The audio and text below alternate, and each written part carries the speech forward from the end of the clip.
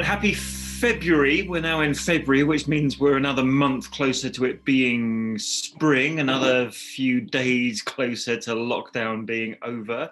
How are you, Lizzie? I'm fine. Yes, the lockdown here continues, doesn't it? Doesn't it just? Yeah, so welcome to the Royal Rota. Thank you for all your views over the past week and the past year or so. What an interesting year it has been. And what a week it has been as well. Captain Tom, I think, has been dominating headlines. I don't know how that's gone down in the rest of the world. It was huge here in the UK. But I presume because he was such an international star that other countries have been reporting his sad death as well. Yeah, actually, it's been picked up widely across the world. His story was being told anyway, but the news of his sad death has been picked up. There were messages from the White House. Australians have been covering it. I was chatting to some colleagues there the other day, and there's huge interest right across the world in this story. He's sort of not only united a nation, but he's sort of been a beacon of hope right across the world, hasn't he? Yeah. I mean, it's not often you get a 100-year-old man who sort of shoots to fame in the way that he did in the final year of his life, and very sad that it was COVID that claimed his life in the end as well. But it brought back all the memories that we had, the personal memories that we had of meeting Captain Tom last year, didn't it? In Windsor, beautiful sunny day. The Queen broke her own isolation to personally knight him. All those memories came flooding back, and what a lovely guy he was. Yeah, well, I think we both felt what an honour it was that we were there in the quadrangle to see him knighted by the Queen. And yes, I think, you interviewed him on that day, and it just, what a humble, incredible man he was. And, his fundraising efforts have been, staggering. Yeah, he was generous, he was polite, he was thankful, he was appreciative of all the attention. He was, one of the nicest interviews that you could possibly do. And we will play you some of that interview in the course of this podcast, which, as you can see, is still coming from our respective homes, from the corner of my living room and from the kitchen table and Lizzie's flat in London. So welcome. We're still here. It's still lockdown, but things are heading in the right direction, albeit very slowly, and also from a very high peak. But we keep our fingers crossed that very soon this nightmare will be over for everybody. Do you want to do the... Say again? Also tightly crossed.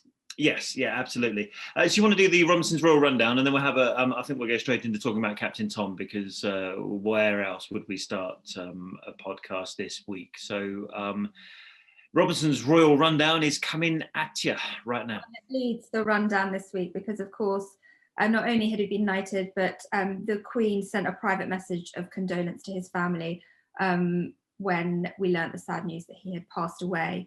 So we'll bring you back memories of the investiture and also your interview with him. Other things that happened this week, Harry settled a claim over a story that ran on the Mail about that he had turned his back on the Royal Marines. That was in court this week, and a statement was read out, and that was settled. In other news to do with Prince Harry, his Invictus Games have been postponed for another year due to the pandemic. There was a personal message from the Duke of Cambridge on racist abuse in football. The Duchess of Cambridge admitted in a very candid video chat, she admitted to feeling exhausted parenting during the lockdown. And then she followed up later in the week with a video to mark Children's Mental Health Week. And in that video, she talked about how important it is that parents look after themselves during this hugely challenging time. It's a slightly bizarre story over Archie's birth certificate that has sort of pinged back and forth across the pond all week. And the 1969 film on the royal family, the Fly on the Wall documentary, resurfaced online this week and was swiftly pulled down, but not before quite a few people saw it. Yeah, and I wonder actually now it's actually up and been on YouTube, how many people would have recorded it, and therefore a lot of it might find its way onto the internet. But as the palace said at the time, some things are on the internet which, to use their words, shouldn't be there. And I think they'll be monitoring that one closely. But it was actually quite nice to get another glimpse of that 1979 film, which we've actually seen before in various things that we've done for this job. But it was 69 film. 1969. Sorry, what did I say? 79. 79. Okay, only a decade out. Hey, the 1969 film, which actually it was good to sort of air it again in a way. I've actually seen it in a lot of documentaries, but there's like 3 clips that have been around for a long time. But what we're talking about here is the whole thing that ended up on YouTube. Anyway, we will discuss all those things on this week's Royal Rota. So thank you for tuning in. You can keep up to date with everything during the week when you're not watching this on our Instagram site, which is at ITV News Royals on Instagram, where we will post anything that moves royal and also looks quite nice. Any pictures that we can put up, we will do so, and other news and irrelevant stuff you'll find on Twitter. I'm at Chris Ship ITV and you are at Lizzie ITV. Cool. So, and actually on those respective social media sites, we put up lots of pictures of one elderly gentleman in the quadrangle of Windsor Castle. Was it July last year, June, July, one day last summer, when the Queen came out of lockdown and personally knighted him. That was quite a day, wasn't it? Yeah, as I said earlier, it was a real honour to be there in the quadrangle to see that moment of him being knighted, and he was made Captain Sir Tom Moore, and that was in recognition of his incredible fundraising efforts. Those laps of the garden he was doing raised more than £30 million for NHS charities, which is just the most staggering number. And I think he really sort of captured the heart of a nation in a very dark year. He sort of became this amazing sort of beacon of light and hope, didn't he? Yeah, no matter what your age, no matter what your circumstances, you can make a difference. And it just happened that this thing went viral. It's entirely possible at the time that the media attention could have missed it and it could have focused on somebody else, but it did focus on Tom, Captain Tom. He was 99 at the time he was doing those laps of his garden. Then he turned 100. Then he was knighted. Then there were documentaries made about him. Then he was flown by British Airways to Barbados at Christmas time. He was a real sort of figure of last year, wasn't he? And we got the announcement over the course of last weekend that he'd been admitted to hospital. He had pneumonia. They couldn't give him the coronavirus vaccine, even though he was in that eligible group. And sadly, he contracted coronavirus. His family said he had difficulty breathing, and then sadly announced his passing on Tuesday.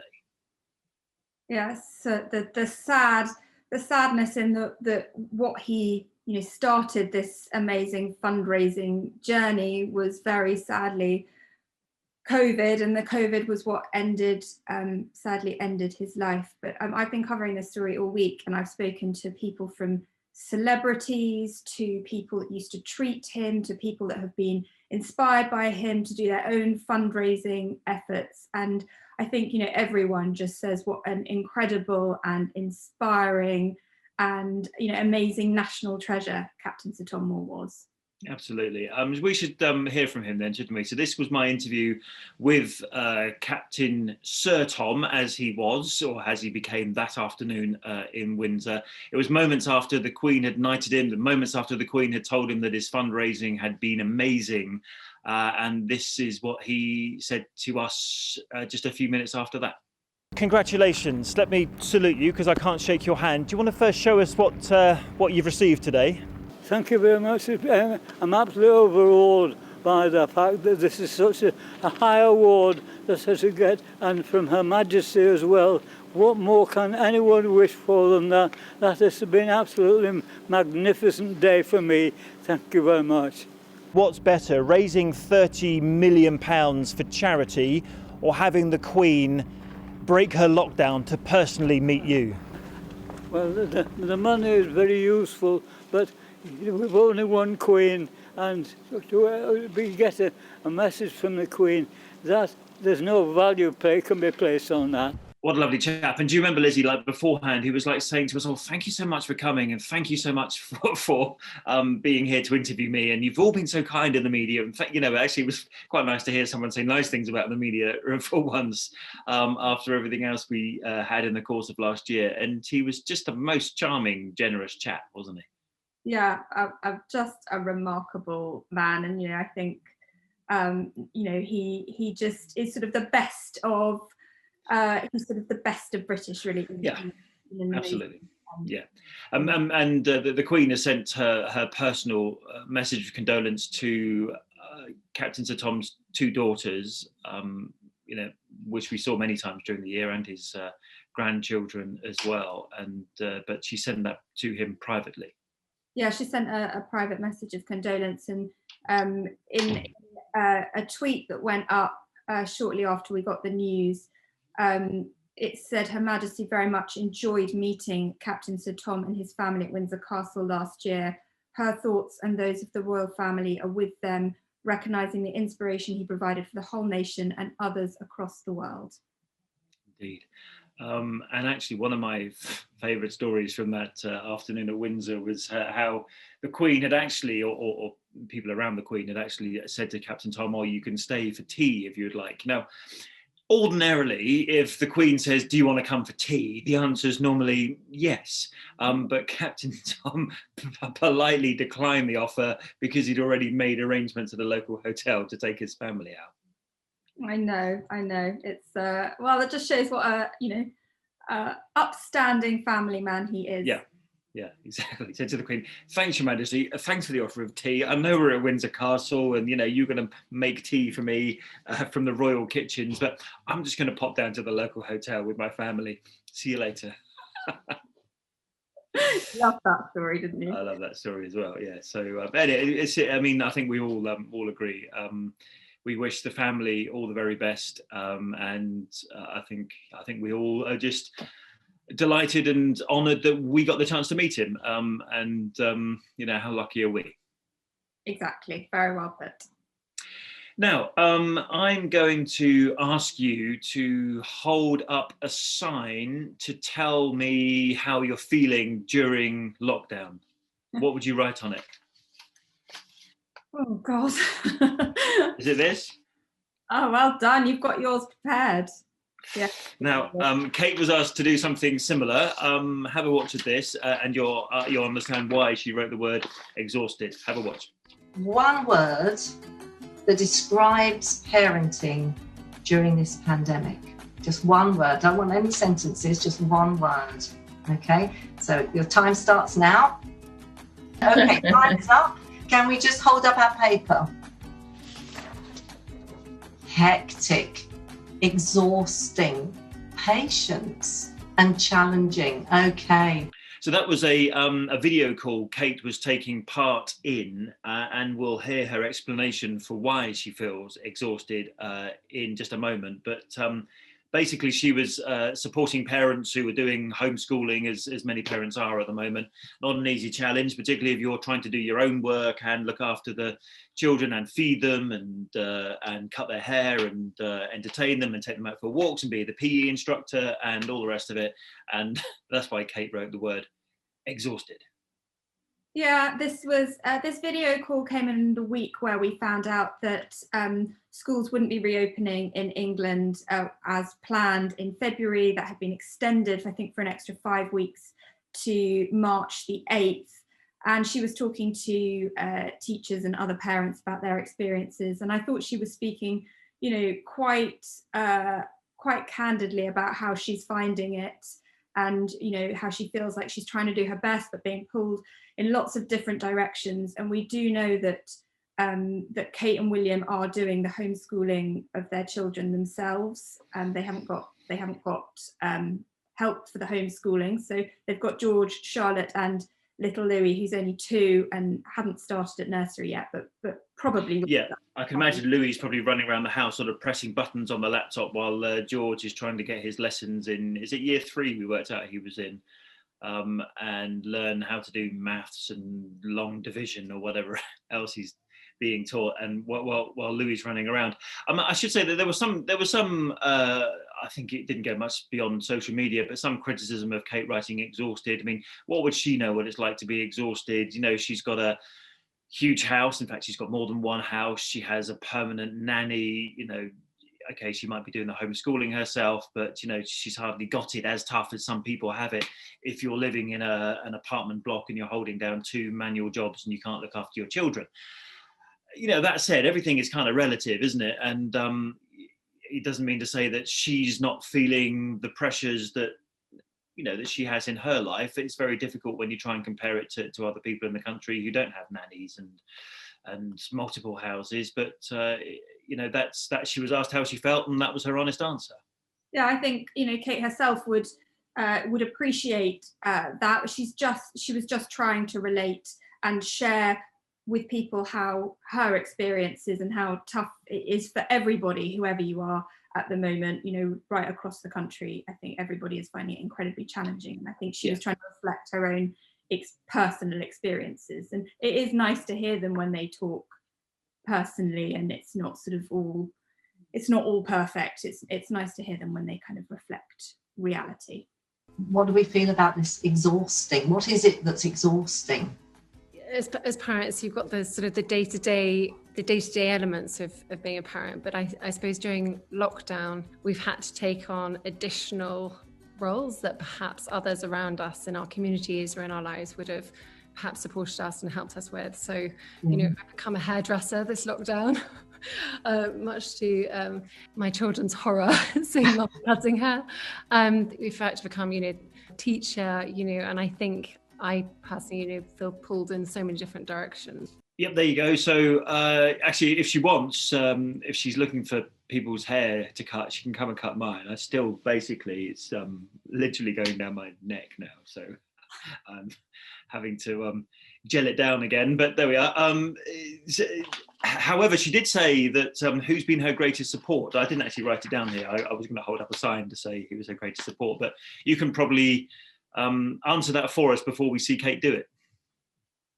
Who's her greatest support? Oh, you're asking me? I thought you were asking the audience. No. Of course, it's William. Of course, it's William. Yes, she didn't write the nanny.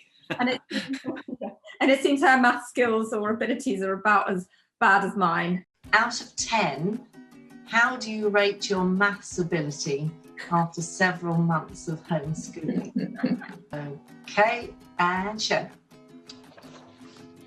-5. Oh my God, I'm obviously right at the bottom. Well, I tell you, we have special paper packs for people like you. So if you need one, just let us know. All right. Who has been the greatest support to you during the pandemic? And show. That's lovely to hear. Yes, or read rather. Yeah, we don't want it to be Bridgerton or something like that, do we? Once you told us how challenging she'd been finding schooling, it is actually a challenge for children. The serious point here is actually that homeschooling is, you know, many people recognise it is actually very damaging for children's mental health. And it was Children's Mental Health Week this week. So we got an image of Kate. She'd either been out in the middle of a run or a walk or something, but she clearly had held the camera up herself, and she was having a little chat into her phone about mental health things, wasn't she? Yeah, she'd clearly escaped the house, the chaos, the house and the homeschooling and the children, and gone and found herself a very empty field to record a video to mark Children's Mental Health Week. And we know this is a really, really big cause that Kate cares deeply about. You know, the work she does around the early years and children's mental health. And this video was particularly appealing to parents to look after themselves during this challenging time, because, you know, to have the very best of ourselves gives the best in our children. This year's Children's Mental Health Week is all about expressing yourself. That's finding creative ways in which to share your thoughts, ideas and feelings. So whether that's through photography, through art, through drama, through music or poetry, It's finding those things that make you feel good about yourself. And whilst this is Children's Mental Health Week, there has never been a more important time to talk about parental well-being and mental health too. Last year, you told me just how important this was, but many of us find it hard to prioritise. This is a hugely challenging time for us all, so please look after yourself too. Find those ways in which to share your thoughts and your feelings, or find someone to talk to. Because we really do need to be the very best versions of ourselves for the children in our care. Interestingly, I was listening to the radio this week, and there was an interview on there of someone who had been helped at his school by a charity called Place to Be, which is actually a charity that Kate is a patron of, and he said the support that they gave him really did help turn things around.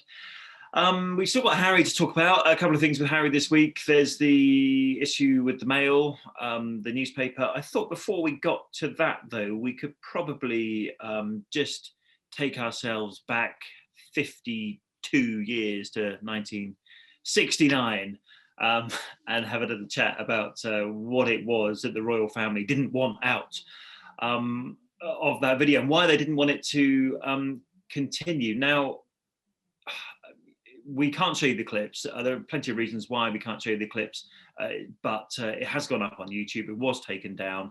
What was it, Lizzie? There was something like 10,000 views before someone took the whole thing down. Yeah, so it just sort of resurfaced out of the blue on YouTube, and who put it up there? I mean, who had it in their back pocket to stick it up on YouTube?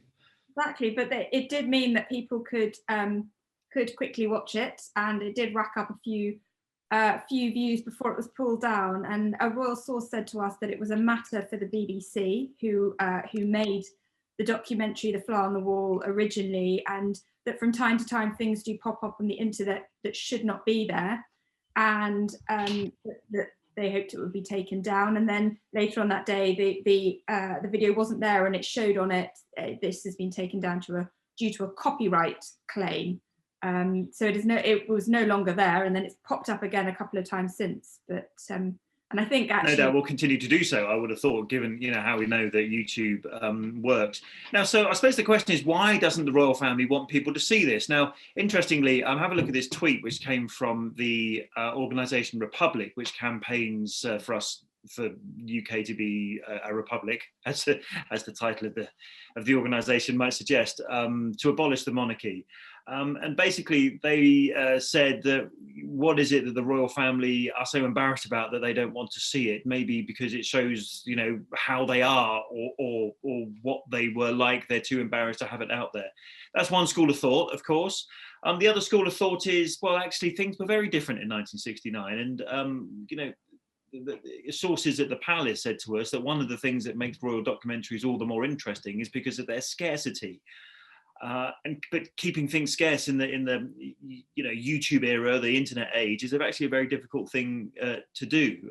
But they're determined that this went out in 1969. It was seen by 3/4 of the British population when it went out, firstly on the BBC and then on ITV. And it was shown again on a couple of repeats through the 70s, and then that's it, it's gone, and never to be shown again in its entirety. Yeah, and I had a chat with Hugo Vickers, the royal historian, and he said similar actually about the impact of documentaries like this is in their scarcity. And he also talked about how, it has been superseded. It aired a very long time ago, and there have been a lot of new documentaries since. And I actually went back and watched it the other day, and it does feel very dated. So perhaps there is an argument that it has been superseded by newer documentaries, and it belongs in the archives. They didn't want it to get overexposed, and they didn't want it to be used for advertising or commercial purposes and things like that. And then I suppose as time has gone on, it's rather been superseded by other documentaries which bring things much more up to date. And before we heard from Hugo Vickers there, Lizzie, you were talking about fact versus fiction. And, interesting, there was an episode of The Crown recently, wasn't there? Let's show you some images of that, where they'd actually filmed the filming of the 69 documentary. So fact and fiction were being very much blurred at that point. Yeah, and they were imagining that conversation between the Duke of Edinburgh and the rest of the family, where he was telling them that that the crews would be coming in to film them. And of course, that that conversation between them is imagined. So as is lots of the Crown. We've spoken a lot on this podcast about how the Crown is not all fact. There is a lot of dramatization in there, and there is a documentary out there that is sort of the first reality show. I mean, it was it is fact. So perhaps there is an argument for showing. Yeah, and actually, we're watching that Crown again. We have to be sure this was an imagined conversation that Duke of Edinburgh was having, and it was Lord Snowdon, Anthony Armstrong-Jones, who said it was trying to explain it to the rest of the royal family. Well, like one of those animal documentaries. And the Queen Mother pipes up and says, "Oh, I love those."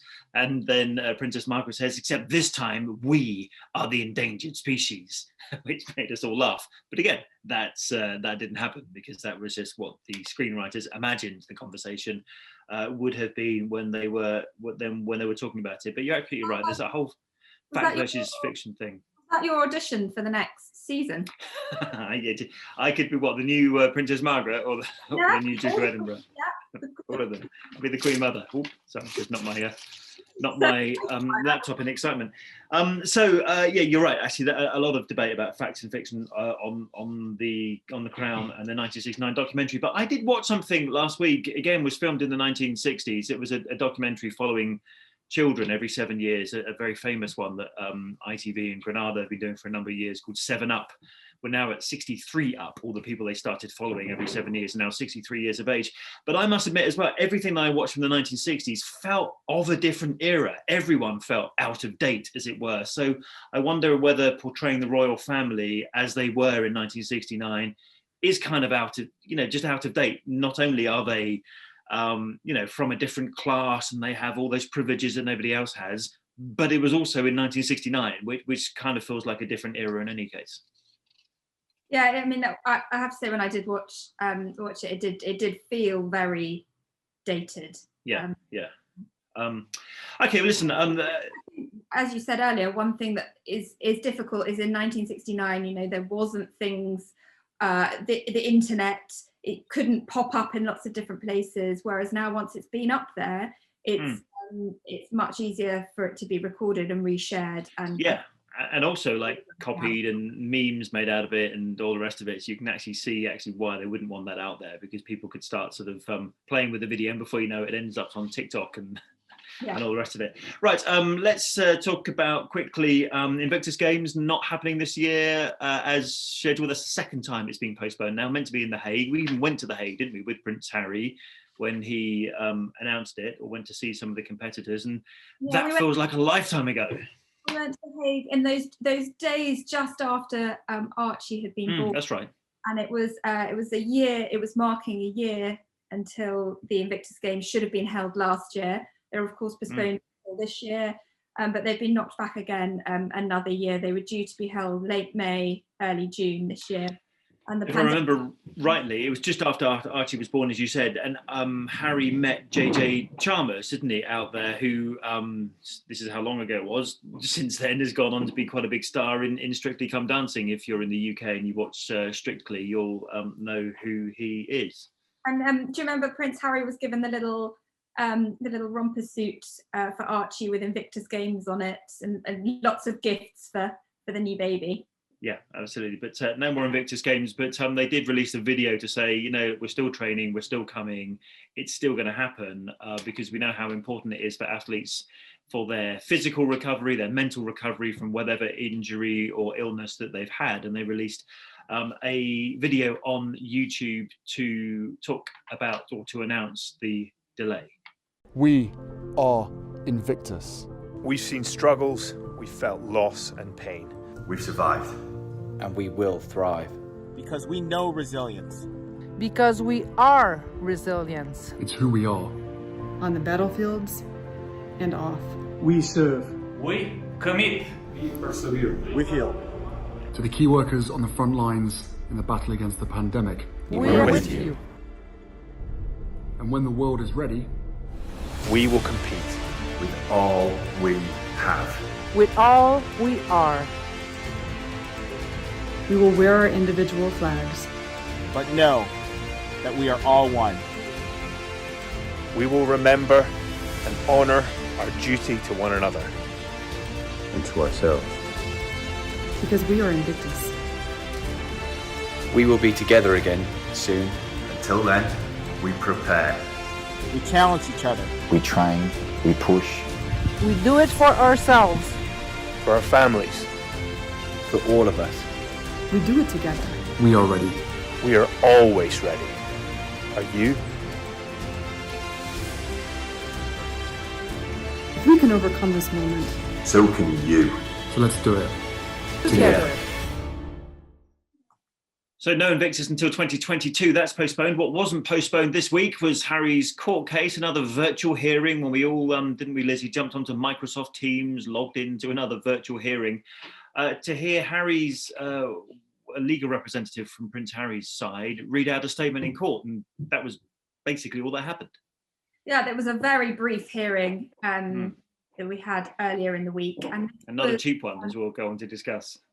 Yeah. And this case came about after the Mail on Sunday and Mail Online ran articles claiming that Prince Harry had turned his back on the Royal Marines, and as we the British Army, as they wrote in October of last year, wasn't it? Yeah. So he took them to court, and the case this week, with the hearing this week, was just finalising that, and his side were reading out a statement in court. Now, ordinarily, we talk about the Duchess of Sussex's legal action against the Mail on Sunday. This, however, was the Duke of Sussex taking action against the same newspaper, and he basically sued them for defamation. Previously, in the course of this case, he has said that actually it put some veterans or military personnel at greater risk of suicide because of how it had affected Harry's standing in the military community. And he won, basically, but he wasn't going to win quietly. He wanted this statement in open court, and you are allowed to apply for what's called an SIOC, statement in open court, and that's what Harry did. But some of that shine of the victory was taken away because of the judge's criticism of how Harry's legal team had acted in their demands for costs to read that statement in open court. Yeah, so the judge said that £35,000 was originally sought by the Duke and his team for the application of their statement in court, and the judge decided that was manifestly disproportionate. So those costs were cut, and I think he was awarded $2,500. Yeah, 2,500 instead of the 35,000, which was picked up. We've written an article on it online. If you want to go and read it in full, it's at our website, which is itv.com/news, and you'll find there under topics there is a whole section on the royal family where you'll get all of our stories. Go and have a look at that. But essentially, the judge also not only ticked his team off for trying to claim too much money, he also told them that their draft statement, their original statement they was going to put into court, needed to be toned down because it was far too critical. Yeah, he said that the claimant's original draft statement in open court was unduly tendacious, and it included criticisms of the defendant which have by agreement now been removed or amended. It could have achieved proper vindication and generated less by the way of dispute if it had been proposed in terms that properly reflected the purpose of a statement in open court. Yes. So he was basically told to water it down. Water it down, yeah. I had to Google tendentious just to sort of double check what it was. Overly tendentious basically means it was just too biased, it was too one-sided, too critical or whatever. And whatever Harry had written, and we don't know what he had written, but we know the judge didn't like it, and that was therefore resubmitted. No doubt a great cost. Maybe that was part of the £35,000. £35,000. Yeah, I think you're right there about the wanting to read the statement in court. They didn't have to do that, I don't think, and the judge himself said that a statement in open court allows the claimant to publicise the fact and terms of the settlement, and in defamation cases can serve a valuable function in publicising the claimant's vindication. And I think he wanted to be able to have that moment in court to be able to say his side, didn't he? And he received an apology and substantial damages from Associated Newspapers, which he is going to donate to his Invictus Games Foundation. Yeah, a couple of things there, because he wanted the money to be paid to him so he could personally, as he put it, bequest the money to Invictus Games so that, in the words of his lawyer, something good could have come of the situation. But the other reason why he wanted the statement in open court was because he didn't feel that the apology in the newspaper and also online was anywhere near as prominent as the article itself, which is often a criticism made of newspapers when they go on to make an apologies. There's a small box of clarifications and corrections, unlike the big article that they said was very prominently featured in the original Mail on Sunday article back in October. And we know how much the military means to Harry. You know, he was 10 years in the British Army. He set up the Invictus Games for veterans and military personnel, an idea that came to him whilst he was flying back from Afghanistan and seeing the body of a dead Danish soldier in front of him. And he was also, before he left the royal family, the Captain General of the Royal Marines, which was a title that he took or was passed from his grandfather, Prince Philip, who held it for many, many years. Yeah, and I think, you know, both Harry and Meghan, since they walked away from their roles as working members of the family, have not been shy in taking organisations to court when they want to set the record straight and say, you know, put things right. And I think, you know, that none of this is about money, is it? This is about them setting the record straight. And that was the point for him, I guess, in doing that statement in open court, was he knew that it would be covered by the press and he knew it would be covered properly. So, you know, that's what this is about, I think. I think also that he was unable to do that. I think imagine if you're still in the royal family right now, would he have been able to take that same action? I think this is him exercising the freedom that he has by not being in the royal family. He doesn't have to think about what other members of the family might think about his legal action, or about what palace officials might think about the legal action. He doesn't have to think about the damage it might do to the relationship between the royal family and the press, which I suppose is part of everything that they consider when they decide whether or not to take legal action. But he's out of that, you know, that box now, and he's able to do as he pleases, as is Meghan, when it comes to taking legal action. Yeah, and we've seen numerous court cases from the pair of them over the last 12 months since they walked away, and I think, you know, it sets a precedent, doesn't it? They're saying that we just won't take it. If something's wrong, we will take you to court. What do we therefore make of another newspaper story in which they claimed that Meghan's name had been changed on Archie's birth certificate, because that didn't go down very well in Meghan Towers? And no, this did not go down well at all. No, and given everything, as they made this point, given everything else going on in the world at the moment, is it really a story that you'd necessarily should be putting in a paper and up online? But no, it didn't go down well at all. It appeared in, was it the Sun on Sunday last week? Yeah, so this was a slightly bizarre story that started as kind of, you know, quite a small piece, and throughout the week there's been a lot of back and forth on who said what and who did what, and it's a strange story, but it's all around Archie's birth certificate. So when Archie was first registered, the Duchess's name on the birth certificate appeared as Rachel Meghan, Her Royal Highness the Duchess of Sussex. Following that, is that the one where it said occupation? It said Princess of the United Kingdom, because the same as Kate's. Yes, I remember that well. So shortly after that, the certificate was amended that year to remove her first names. So it just read Her Royal Highness Duchess of Sussex, and this has just sparked a bizarre row. There was a very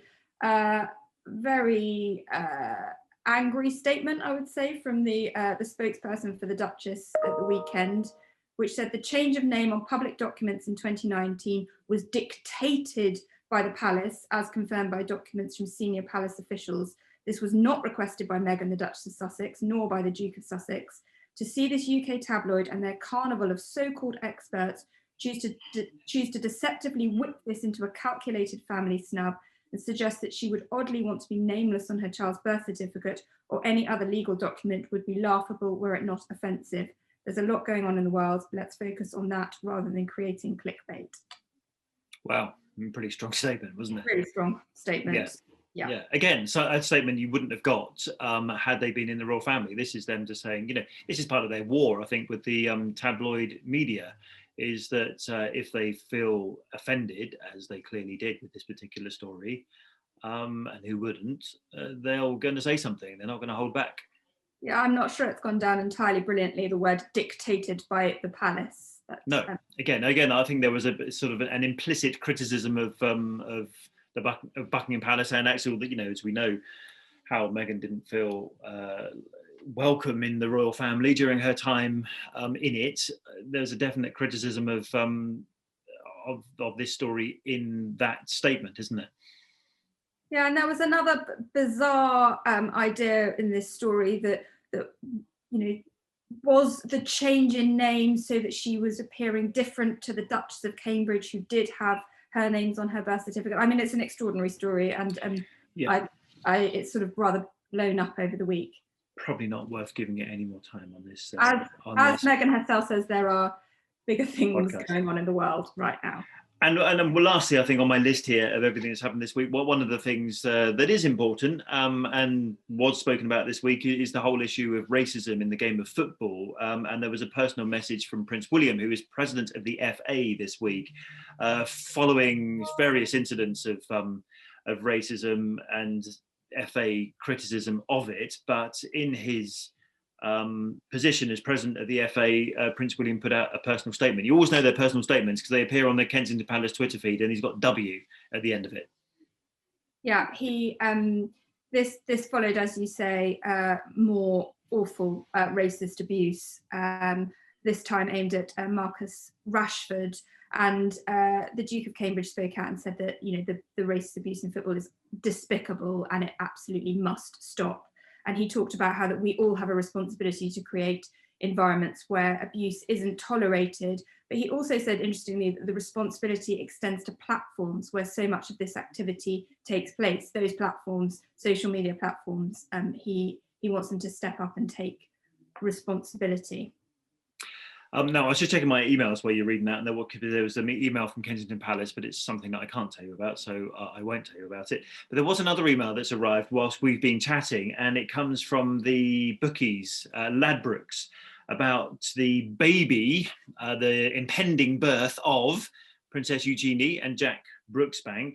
So, Lizzie, what is currently the leading girl's name according to Ladbrokes?